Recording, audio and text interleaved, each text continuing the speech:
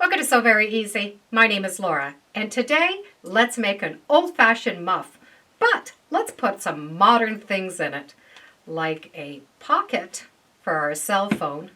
Let's make it reversible, keep a nice hanging strap on it, with a fun faux fur that is washable. Because this muff is going to be reversible, I'm going to choose two different fabrics. Now you can always just have one fabric. It's going to be the same on both sides. But I want to be able to have two different fabrics just so I can change it when I feel like it. But I do want them to match because you will see some of the inside poking to the outside. Both of these fabrics are from Shannon Fabrics and they are a luxe cuddle. This one is Angora, and it has a definite stripe to it. This is a bobcat. Now the bobcat doesn't really have a direction. A little piece of cording, this is about 24 inches. You can have it a little bit smaller. It is going to be a handle that you can hold on to it when you're not going to be using it. And a zipper. The zipper can be anywhere between 7 to 10 inches. This is a 10-inch zipper.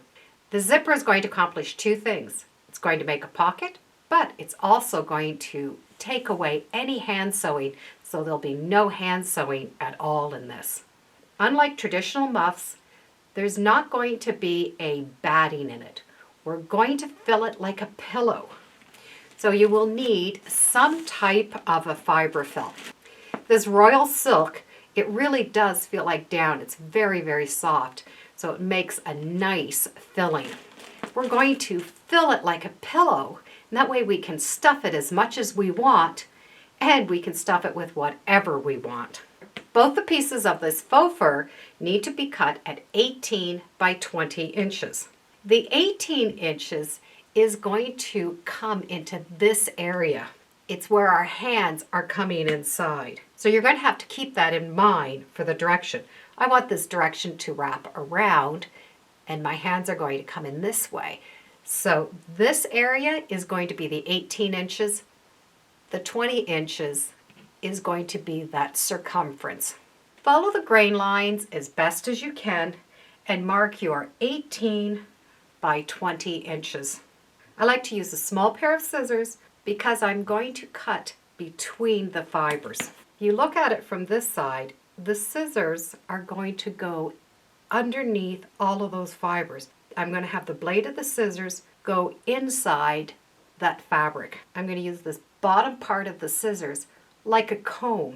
Have that end part the fibers just like you would a comb and cut. Comb the fabric and cut. By doing it that way, you're only cutting that back fabric. You're not cutting right through the fibers. Once you've started a cut, hold the fabric down, and that pair of scissors, you're going to be able to just push in, comb, cut, comb, cut, comb, cut. So you're not going to have a blunt cut. You've only cut that back fabric. So I have my two pieces, 18 inches by 20 inches. Because this long edge is the edge that's going to wrap around my arm, I want to make it a little bit smaller. If not, I'm going to have this very open gap in my arm. You can pleat it, you can dart it, or if you want, you could gather it. Just putting pleats in or darts is going to make this area smaller, but keep that center larger. Once this is stuffed like a pillow, it's going to be a little bit tighter. So take a measurement that you think is going to be comfortable for your arm to fit in with a little bit of ease. And in my case, I'm going to use 12 inches. So I want to make these sides equal 12 inches. I've just pinched and put some pins in until this equals 12 inches. And from the right side, it's going to have this nice puffy look.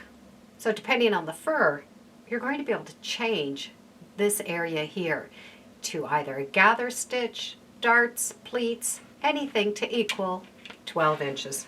Because this fur is very much like a stretch knit, you can use a stretch knit needle for your sewing machine.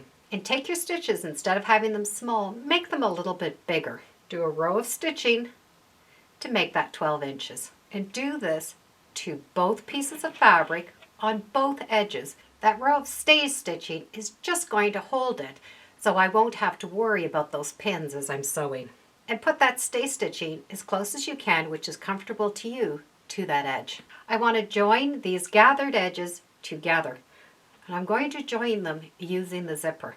With the zipper facing up, this side of the zipper needs to be sewn on this fabric, this side of the zipper needs to be sewn on that fabric. So choose one side first, and then fold that zipper over and stitch it into the center of that edge, so you have a little bit on each side. Pin your edges on, and I'll do 2 rows of stitching. The first one is right along that edge. That's just going to anchor it down so that I can work on it. The next one will be coming a little bit closer to the teeth. And just stop stitching before you hit that little pull tab. You can also start stitching right at the top of the zipper, so you have this little hangover. That's going to be able to be tucked to the outside of the fabric. It'll have a nice clean finish. So I have the 1 row of stitching that's held it on in the second row, nice and close. And I've stopped right at the end there so that pull does not get in my way. When I pull that zipper over, I'm only going to see a small portion of it. This side will be sewn onto this fabric. We need to keep the edges straight and the zipper straight. To make it easy, just do up the zipper and then put the right sides together. Matching up your edges, pin them so they'll just hold for you. Once the 2 edges are pinned together, you'll be able to just slide that fabric right up to that zipper. Put a couple of pins just to hold the placement. I can undo this zipper, then I can take those pins and repin so that the pins are comfortable for me. I like to have my pin heads sticking out. I'll take off the pins on the end that held it together. I find that second edge of the zipper is a lot easier to do if you just open it up. Stitch your first seam just to hold those layers together, and do the second seam the same as you did this side. To clean up this edge, what we need to do is take that cut edge and push it so it aligns up to that seam. So we're making like a little corner. That top of the zipper is now pointing to that seam allowance. Do a little row of stitching to hold that out of the way on both sides. Right at the top of the zipper, we're going to put in this little cording. I personally like a 12-inch loop. Take the 2 raw edges and place them right along that edge. They can stick out a little. I'm going to be able to now match up those 2 seams and finish stitching. If you pin it first and then undo that zipper, it's going to be easier to sew. And when you open it up, you have that cord inside, and that zipper comes right to the end. We have the end of that zipper sticking out, so we need to join up those edges. So put right sides together and leave that tail sticking out. I find it easier if I start with my needle inside the fabric and stitch off of the edge. Even though there's a space here, faux fur is very forgiving, and you will never see it. It will just blend it all together. With this zipper put on, we're now going to turn it into a pocket. If you don't want a pocket, you can skip this step. I have 2 pieces of fabric. They're about 9 inches square. You can use any size that you want. We need to take them and sew them onto the zipper. 1 raw edge of the fabric needs to go along the raw edge of that fur and that zipper edge. So I'm going to take the good side and match it right along that top edge. Following your previous stitching line, just stitch that fabric down. If you stitch from the top, you'll be able to see your stitching line better. It doesn't have to go all the way. When you have the one side on, we need to do the second.